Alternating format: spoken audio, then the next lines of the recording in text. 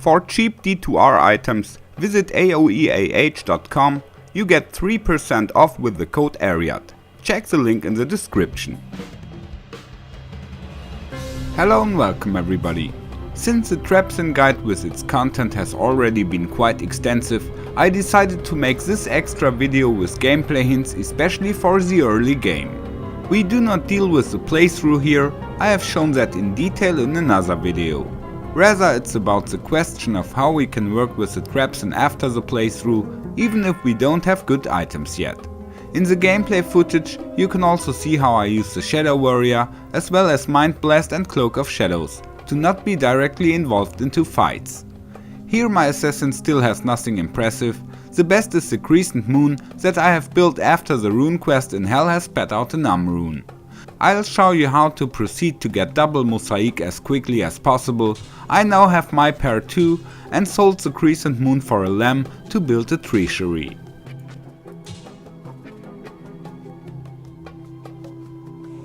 A very good farm spot in general is the Arcane Sanctuary.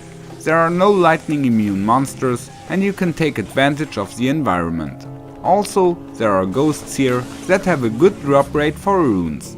Over the years I've found several bear runes in the Arcane, but I can also remember several Ohm and Vex very well.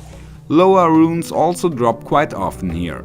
At the Summoner, Hate keys drop and in the Dead Ends there are some super chests.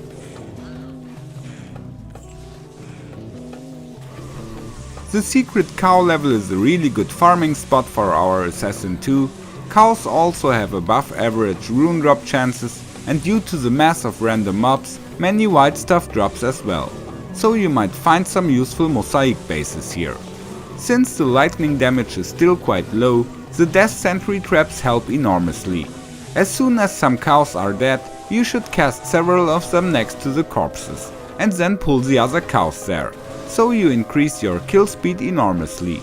In addition, you can kill light immune elite cows like that.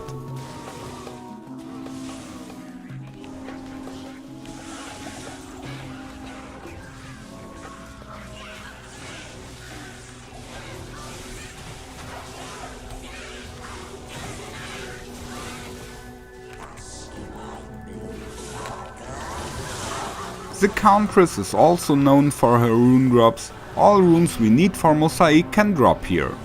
In the tower, the archers unfortunately are lightning immune, we have to fight them with fire bombs, or avoid them. In the tower cellar even bear and jar runes can drop, and there are super chests in the rooms with those many pillars. During the shots, the Countess herself even gave me a Nist rune.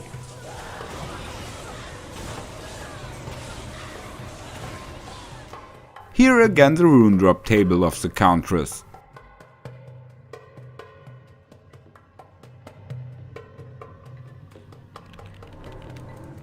In Act 5 you can also farm Eldritch and Shank very well, they are both not lightning immune.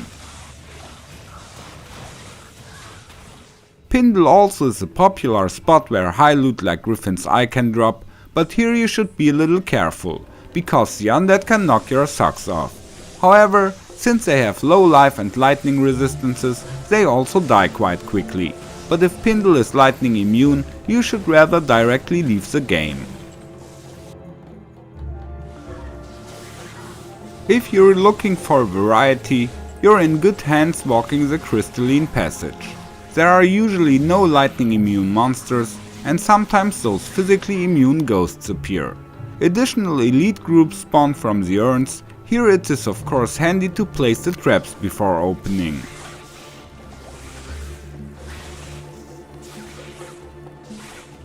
Further, you could also consider farming in Nightmare, there you get around faster and have less problems with immune monsters. In the cow level, Mal and Ghoul runes can drop, Ghoul only from elite or champions. Greater Talents can also be found here. In the World's Stone Keep and in Nilatak's Temple, Ghoul can also drop from random mobs, so you can try out your luck there too. Those were my early game tips for you, take care and may the loot be with you. Kommt schon! Folgt mir!